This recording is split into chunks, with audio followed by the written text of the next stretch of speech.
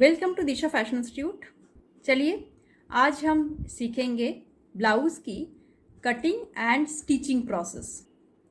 जैसा कि पिछले वीडियो में हम लोग देखे थे कि एक बॉडी मेज़रमेंट के लिए, एक ब्लाउज़ बनाने के लिए बॉडी मेज़रमेंट की क्या क्या ज़रूरत पड़ती है, जैसा कि length, shoulder, arm hole, upper chest, lower chest, waist, centre bust, sleeve length, sleeve hole, neck width and neck depth. तो ये सब मेज़रमेंट की ज़रूरत पड़ती है ब्लाउज़ कटिंग एंड स्टिचिंग के लिए। पिछले वीडियो में पार्ट 1 में हम लोग देखे थे ब्लाउज़ मेज़रमेंट कैसे लेनी पड़ती है, और आज हम लोग सीखेंगे उसी मेज़रमेंट के हिसाब से हम लोग इसका कटिंग हम लोग कैसे करेंगे और स्टिच कैसे करेंगे, फिनिशिंग प्रॉपर कैसे कर सकते हैं।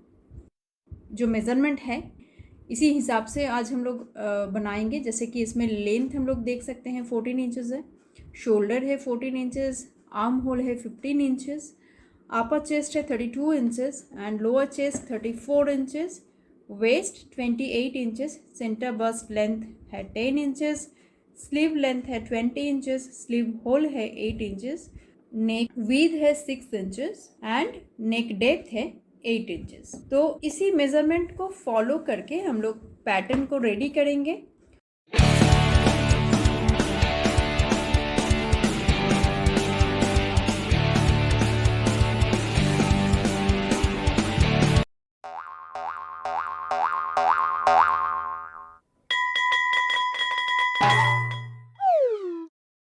और प्रॉपर मेज़रमेंट हम लोग कैसे फैब्रिक के ऊपर ले सकते हैं वो भी आज सीखेंगे। तो चलिए स्टार्ट करते हैं मेज़रमेंट की।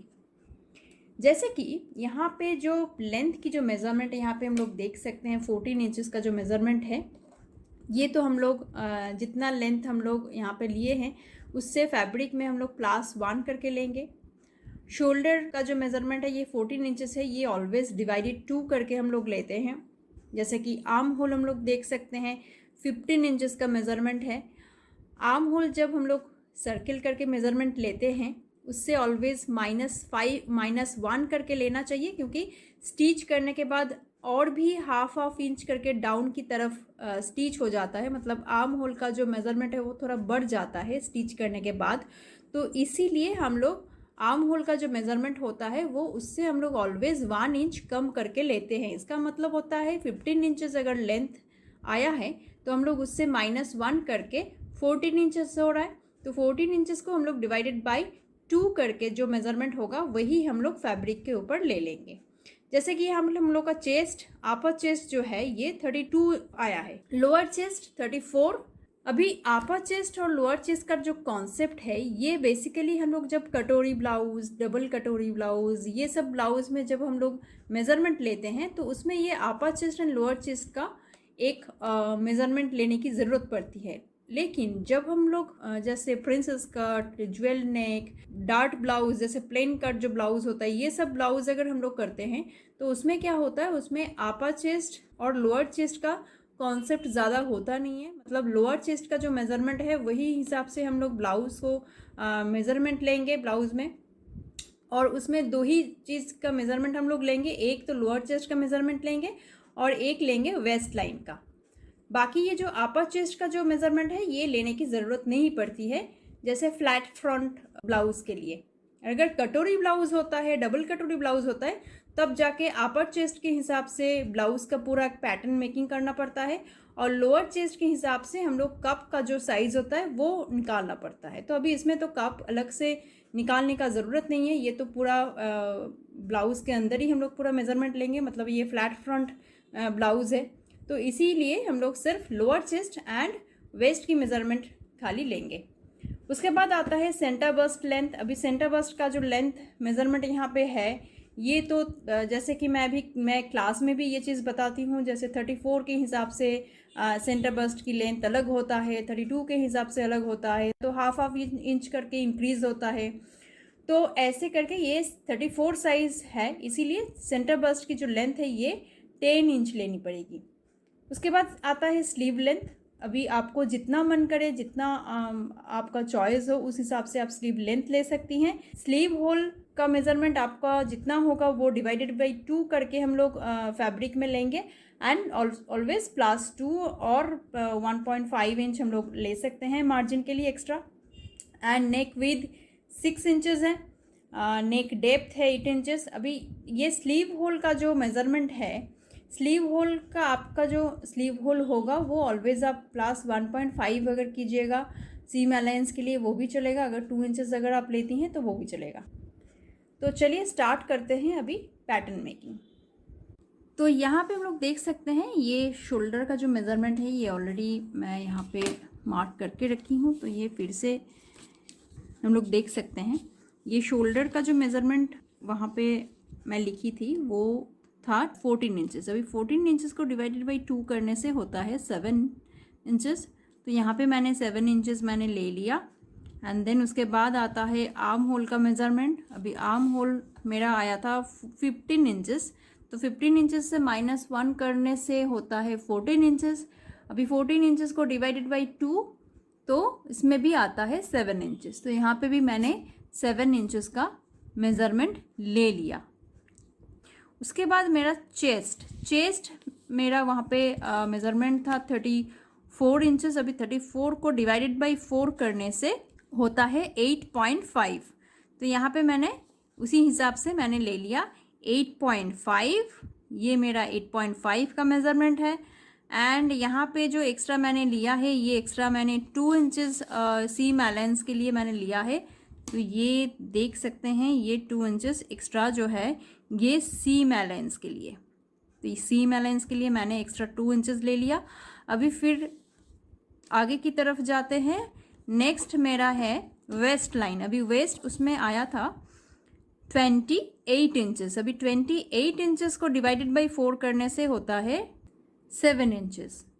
तो यहाँ पे मैंने 7 इंचज़ ले लिया और फिर 8.5 से 7 इंचज़ को कनेक्ट किया और उसके बाद 2 इंचज़ का जो एक्स्ट्रा सीम अलायंस है इसमें भी मुझे लेना पड़ेगा। तो इसीलिए मैंने यहाँ पे भी ले लिया। बट मैं बोलना चाहूँगी कि जैसे यहाँ पे मेरा चेस्ट हुआ था 8.5, तो अगर आप किसी फॉर्मूला के हिसाब से अगर आप बना रही हैं तो ये ऑलवेज़ क्या होता है, अगर चेस्ट आपका जितना है इससे ऑलवेज़ 1 इंच कम होना चाहिए वेस्ट लाइन। मतलब ये अगर 8.5 है फॉर्मूला के हिसाब से हम लोग यहाँ पे 7.5 लेंगे एंड फिर दोनों को कनेक्ट करेंगे। बट ऐसा ज़रूरी नहीं है कि अगर आप किसी बॉडी मेज़रमेंट करके आप कर रही हैं तो आपका बॉडी मेज़रमेंट में जितना आ रहा है, अगर आप किसी के लिए अगर आप बना रही हैं तो अगर उनका जितना चेस्ट आए जितना वेस्ट आए उसी के हिसाब से करना होगा। लेकिन मार्केट के हिसाब से अगर मार्केट में जैसे रेडीमेड जो बनता है तो उस हिसाब से फॉर्मूला के हिसाब से अगर करेंगे तो उस हिसाब से हम लोग अगर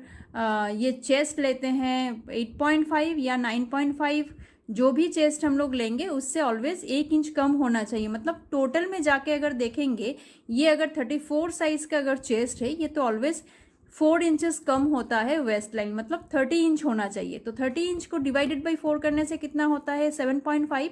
तो ये देखिए ये 8.5 मतलब 7.5 1 इंच का कम आ गया। तो ऐसे करके फॉर्मूला के हिसाब से हम लोग कर सकते हैं। तो चलिए आगे बढ़ते हैं।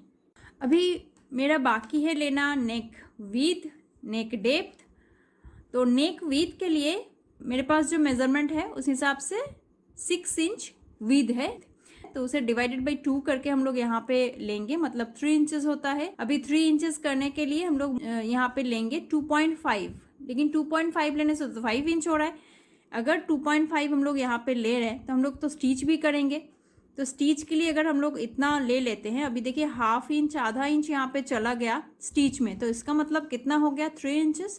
तो ये फिर हम लोग का जब रेडी होगा नेक विथ उसके बाद ये 6 इंच में ही रेडी हो जाएगा। मतलब इसे ओपन करने से तो 6 इंच, हाफ करने से 3 इंचज़ हो रहा है। तो इसीलिए जब हम लोग फैब्रिक में मार्क कर रहे हैं तो वो 2.5 में मार्क करके हम लोग इसे रेडी करें, मतलब कट करेंगे। तो मेरा यहाँ पे 2.5, चलिए मैंने तो मेज़रमेंट नहीं करके यहाँ पे ली हूँ, देख लेते हैं 2.5 आया है या नहीं। ठीक है, ये 2.5 का मेज़रमेंट है। स्टिच हो जाने के बाद ये थोड़ा और बढ़ जाएगा ये वाला मेज़रमेंट।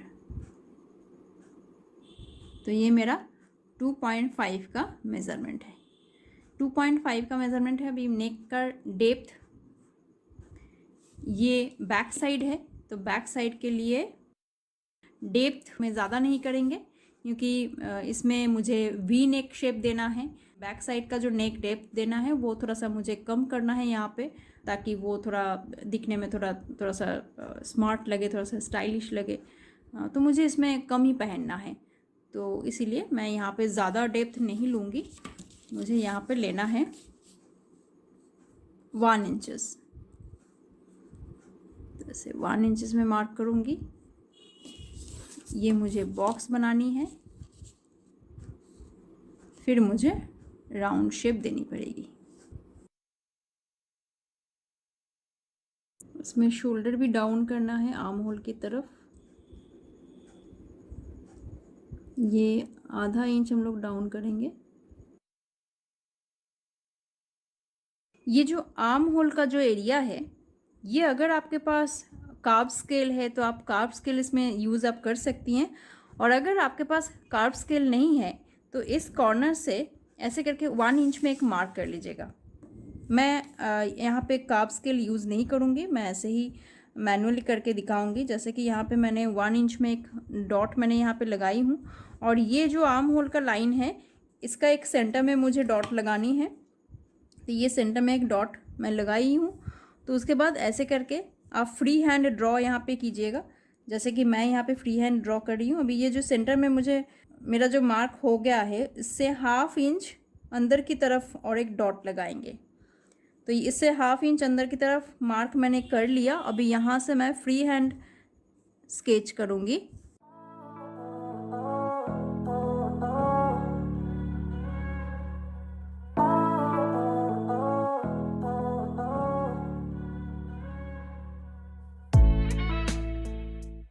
ऐसे करके फ्री हैंड स्केच करूँगी। तो मेरा जो आर्म होल का शेप है ये ऐसा होनी चाहिए। फिर हम लोग इसे अभी कट कर सकते हैं। इसे कहते हैं फ्री हैंड स्केचिंग। ये मेरा पेपर में पूरा पैटर्न रेडी हो गया।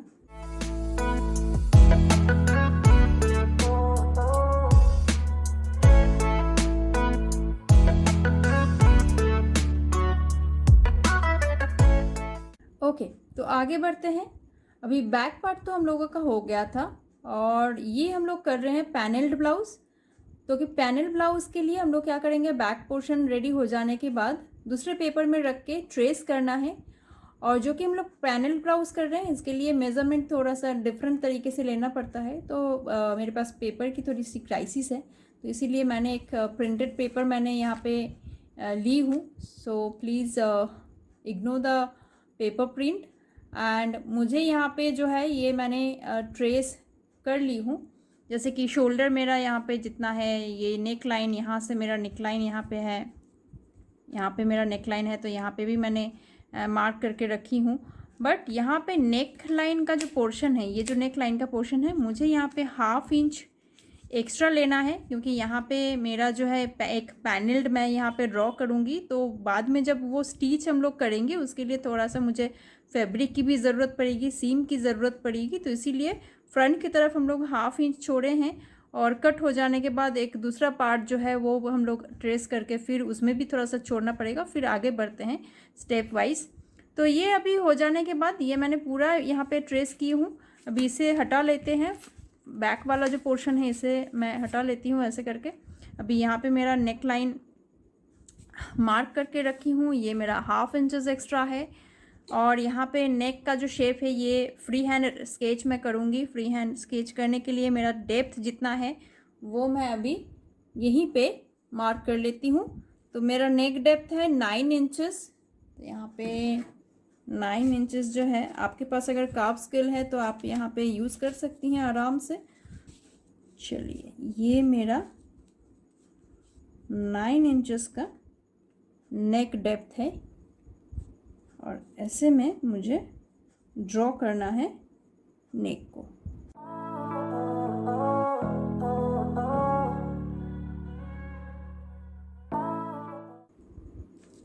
चलिए, नेक का शेप भी ड्रॉ हो गया। आप चाहें तो ऐसा शार्प भी आप रख सकती हैं, नहीं तो थोड़ा सा कर्वी शेप भी आप कर सकती हैं। कर्वी शेप करने के लिए थोड़ा सा फ्री हैंड हम लोग स्केच करेंगे।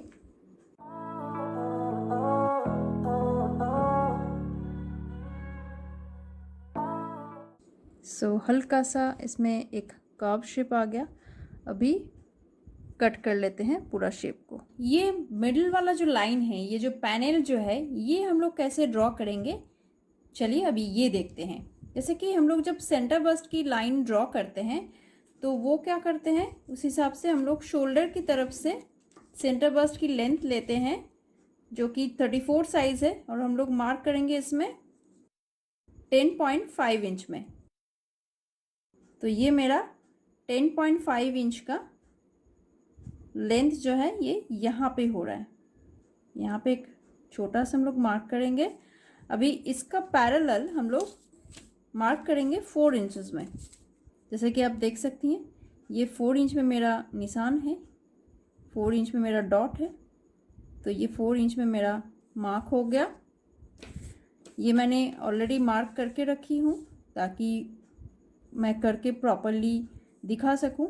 अभी इसके बाद क्या करना है, ये जो 4 इंच का जो डॉट बन गया, अभी ये जो शोल्डर वाला पोर्शन है, अभी सेंटर में एक मार्क करना है। टोटल शोल्डर का विड्थ जितना होगा उसका हम लोग यहाँ पे हाफ करेंगे। जैसे कि 4.5 इंच का शोल्डर विड्थ है, हम लोग मार्क कर रहे हैं 2.25 में। तो ये 2.25 का मेज़रमेंट है, यहाँ पे मार्क हो गया मेरा। अभी क्या करना है, इसके साथ कनेक्ट करना है। ये हम लोग कनेक्ट करेंगे जहाँ पे मेरा सेंटर बस्ट की जो मेज़रमेंट आया है, यहाँ पे हम लोग एक स्ट्रेट लाइन ड्रॉ करके कनेक्ट कर देंगे। ऐसे करके स्ट्रेट लाइन ड्रॉ करके कनेक्ट करेंगे, जो कि मैंने ऑलरेडी कर चुकी हूँ। तो ये हो गया। अभी इसका जो लोअर वाला पोर्शन है, लोअर पोर्शन में भी हम लोग ऐसे ही लाइन को ड्रॉ करेंगे। अभी यहाँ से सीधा नीचे की तरफ एक स्ट्रेट लाइन ड्रॉ कर लेंगे, यहाँ से पूरा नीचे की तरफ ऐसे करके एक स्ट्रेट लाइन ड्रॉ कर लेंगे। हो गया। देन यहाँ पे हम लोग क्या करेंगे, हाफ इंच में एक निशान लगाएंगे। जैसे कि डार्ट हम लोग करते हैं, तो डार्ट के हिसाब से हम लोग यहाँ पे मार्क करेंगे। ये हम लोग बाद में कट कर देंगे। तो ये आप देख सकते हैं, ये यहाँ पे मैंने इस साइड में हाफ इंच की हूँ, यहाँ पे भी इस साइड में भी हाफ इंच मेरा मेज़रमेंट है। और उसके बाद एक ट्राइंगल शेप हम लोग ड्रॉ करेंगे जहाँ पे मेरा सेंटर बस्ट की मेज़रमेंट आया है, उसके साथ कनेक्ट करना है। ऐसे करके ट्राइंगल शेप ड्रॉ करेंगे इसके साथ हाफ इंच, एंड देन इस साइड में भी हाफ इंच मार्क करेंगे। ये तो हो गया नीचे का हिस्सा। इसके बाद क्या करना है, इस पॉइंट से हम लोग 4 इंच में एक मार्क करेंगे। जहाँ पे मेरा सेंटर बस्ट आया था, यहाँ से मैं 4 इंच में एक मार्क करूँगी। ये तो हो गया 4 इंच का मार्क। अभी यहाँ से क्या करना है, ये वाला पोर्शन हम लोग एक हाफ इंच का लाइन ऐसे करके ड्रॉ करेंगे। देन यहाँ पे ऐसे एक, यहाँ पे भी डार्क शेप देना है। ट्राइंगल वाला शेप जो है यहाँ पे और एक बार हम लोग करेंगे। ये जो सेंटर बस्ट की पॉइंट है, इसके साथ पकड़ के हम लोग एक यहाँ पे भी ट्राइंगल शेप ड्रॉ करेंगे। ऐसे यहीं पे कनेक्ट करना है इस साइड का लाइन, और दूसरा साइड का जो लाइन है ये भी इसके साथ ही कनेक्ट कर देंगे।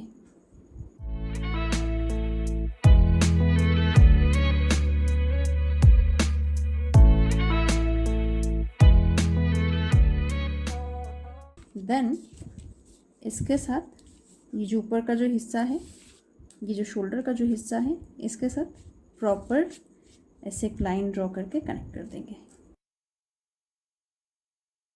ताकि ये जो डार्ट पोर्शन जो है ये यहाँ पे क्लोज हो रहा है, जाके ऊपर की तरफ जाके ये क्लोज हो गया।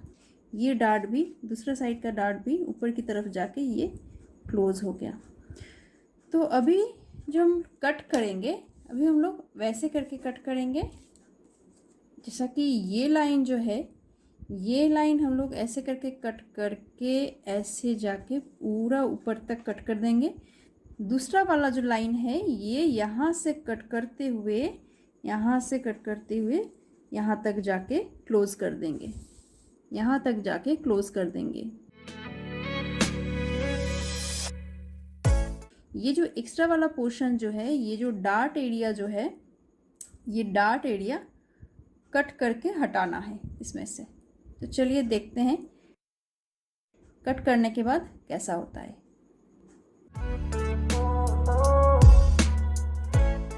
ये वाला पार्ट अलग करके हट गया। ये वाला पोर्शन कट करनी पड़ेगी।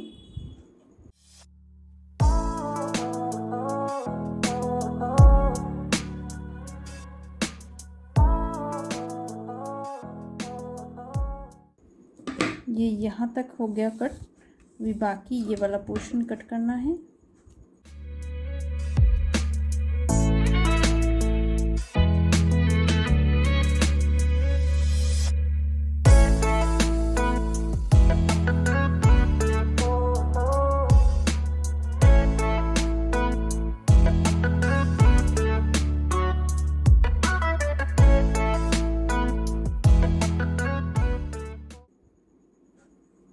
ऐसे करके मेरा शेप बन गया। तो ये हम लोग जब फैब्रिक में रखेंगे, बेस वाले हिस्से में भी हम लोग 1/2 इंच छोड़ देंगे इस साइड से, और इसमें भी हम लोग 1/2 इंच छोड़ देंगे इस साइड से। अभी फैब्रिक में कटिंग स्टार्ट करते हैं। ये पेपर ट्रेस करके मेरा फैब्रिक भी कट हो गया ऑलरेडी। ये वाला पैटर्न बैक साइड वाला पैटर्न, और फ्रंट वाला जो पैटर्न है ये देखिए, ये मैंने ऐसे करके ट्रेस करके सिर्फ ये जो पैनल लाइन है, ये पैनल में हम लोग खाली 1/2 इंच स्टिच के लिए एक्स्ट्रा छोड़ दिए हैं। और दूसरा पोर्शन जो है उसमें भी हम लोग, इस वाले पार्ट में भी हम लोग ये सीम लाइन के लिए इसे एक्स्ट्रा हम लोग छोड़ दिए हैं, ताकि जब हम लोग इसे अटैच करें तो ये बिल्कुल ऐसे करके अटैच कर सके।